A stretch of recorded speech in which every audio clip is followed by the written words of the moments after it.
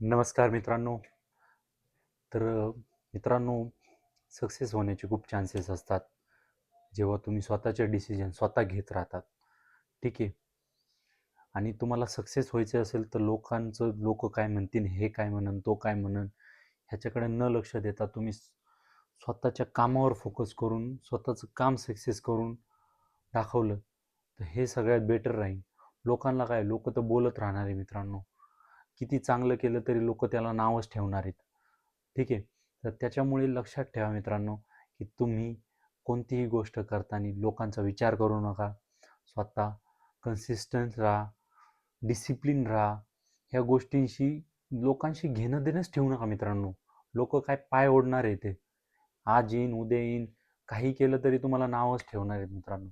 त्याच्यामुळे लोकांकडे लक्ष देऊ नका मित्रांनो. समजलं?